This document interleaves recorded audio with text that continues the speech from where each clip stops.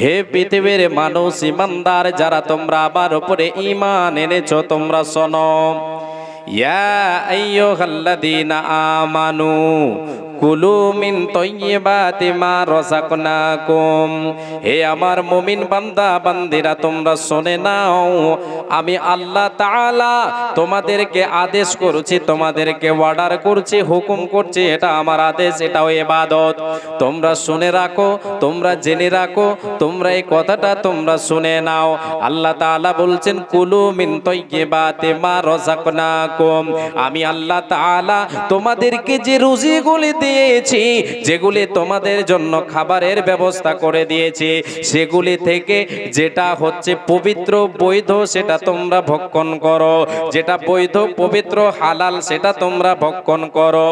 আর পরে আল্লাহ বলছেন ওয়াশকুরু লিল্লাহি, এবং তোমরা তোমাদের রবের শুকরিয়া আদায় করো, কৃতজ্ঞতা জ্ঞাপন করো, তোমার রবের কৃতজ্ঞ হয়ে যাও।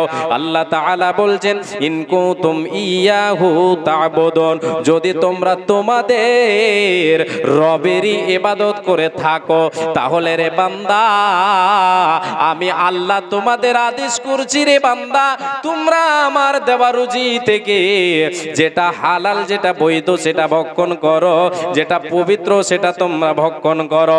এমনই ভাবে আল্লাহ তাআলা অন্য আয়াতে বলেন ইয়া আইয়ুহান নাস কুলু মিম্মা ফিল আরদি হালালান তাইয়্যিবান ওয়ালা তাত্তাবিউ খুতুওয়াতিশ শাইতান ইন্নাহু লাকুম আদুউম মুবিন। আল্লাহ রাব্বুল আলামিন বলেন হে পৃথিবীর মানুষ আদম সন্তান সকলে তোমরা শোনো। আল্লাহ বলছেন সবাইকে বলছেন এই যাই আয়াতে পৃথিবীর সমগ্র মানব মণ্ডলীকে বলছেন রে পৃথিবীর মানুষেরা তোমরা শোনো, আমি আল্লাহ তোমাদের জন্য জমিন থেকে যে খাবার তোমাদের জন্য উৎপাদন করে দিয়ে আমি তোমাদের জন্য উৎপন্ন করে সেখান থেকে যেটা বৈধ হালাল পবিত্র সেটা তোমরা ভক্ষণ করো।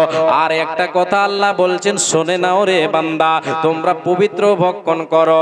আর একটা কথা শোনো, তোমরা শয়তানের পদাঙ্ক অনুসরণ করিও না, শয়তানের পদাঙ্ক অনুসরণ করিও না।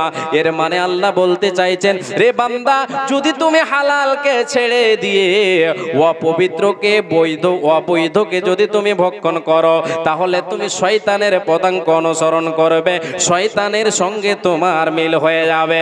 আর যদি তুমি আমার কথা মেনে নাও, তাহলে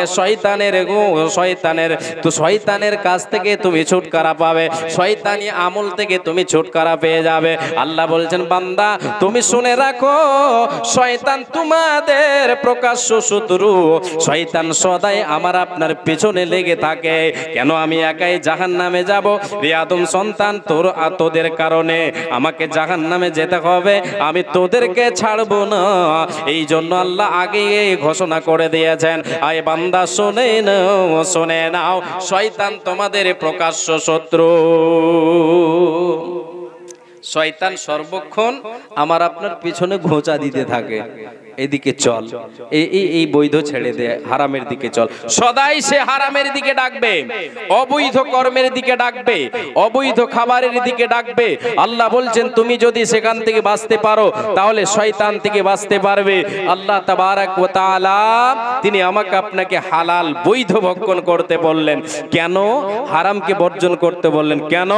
এই জন্য যে ইবাদত আমি আপনি আল্লাহ তাআলার করব, ইবাদতে আমার আপনার ইবাদত যদি গ্রহণযোগ্য আল্লাহর কাছে না হয়, তাহলে আমার আপনার সব বরবাদ হয়ে যাবে, ইহকাল শেষ পরকাল শেষ। তাই আল্লাহ তাবারাক ওয়া তাআলার নবী সাল্লাল্লাহু আলাইহি ওয়াসাল্লাম বলেছেন যে তোমরা হালাল ভক্ষণ করো, হারামকে ছেড়ে দাও। আল্লাহ তাআলা তিনি বৈধকে ভালোবাসেন, বৈধকে কবুল করেন, তিনি পবিত্রকে গ্রহণ করেন, অপবিত্রকে কখনো গ্রহণ করেন না।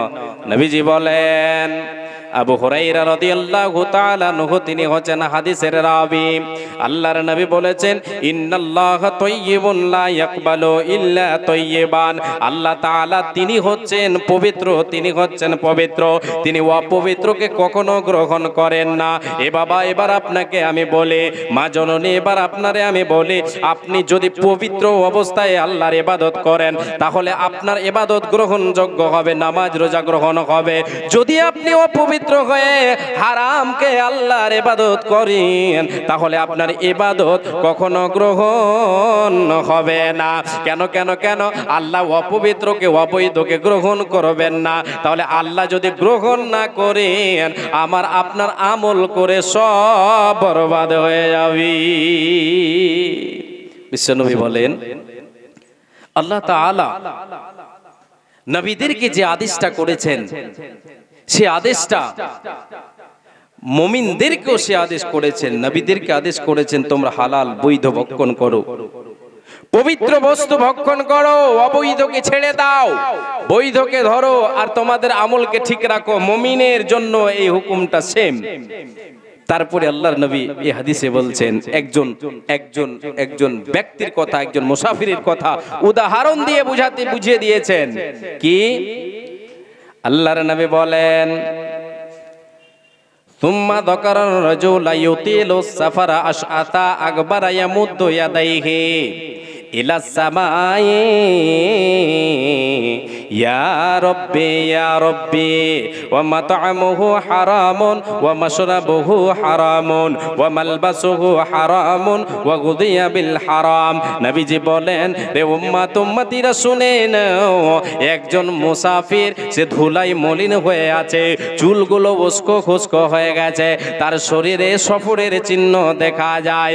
এমন এক ব্যক্তি সফরে বেরিয়েছে, সে ব্যক্তি রাস্তায় সে কোনো অসুবিধায় পড়েছে, সেই অবস্থায় সে আল্লাহর কাছে দুটো হাতকে উত্তোলন করে দিয়ে সে তার মনের যেটা চাহিদা সেটা আল্লাহর কাছে চাচ্ছে, দোয়া করছে। নবীজি বলেন, সেই মুহূর্তে, সে সময়, যে হালে সে দোয়া করছে, ওই হালে, ওই অবস্থা, সেই অবস্থাটা তার কি?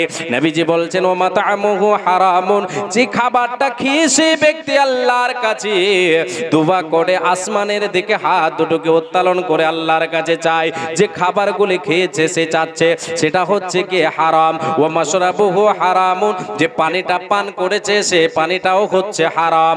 ওয়া আল্লাহর নবী বলছেন, ওয়া মালবাসুহু হারামুন, উম্মতিরা রে, যে পোশাকটা সে পরিধান করে আছে সেটাও হচ্ছে হারাম, সেটাও হচ্ছে অবৈধ। এমন সময় সে আল্লাহর কাছে ডাকছে, আল্লাহকে ডাকছে, দোয়া করছে আল্লাহর কাছে। নবীজি বলেন, ফাআন্না ইউস্তাজাবু লিযালিক, এ আমার সাহাবীরা, রে উম্মতিরা বলো রে, আল্লাহ তাআলা ওই ব্যক্তির দোয়া কেমন করে কবুল করবেন? তার শরীর যে হিষ্টপুষ্ট হয়েছে, তার শরীরের গঠন যে তৈরি হয়েছে হারাম দিয়ে, তার গেজা যেটা, যা তার যে আহার, এটা সমস্ত সব হচ্ছে হারাম। এ সাহাবীরা বলো, আল্লাহ পবিত্র, এবার এই অপবিত্র ব্যক্তিকে কেমন করে কবুল করবেন? কখনো কবুল হবে না, হবে না। দোয়া আপনার কবুল হবে না, আপনার ইবাদত কবুল হবে না যদি আপনার ভেতরে হারাম থাকে।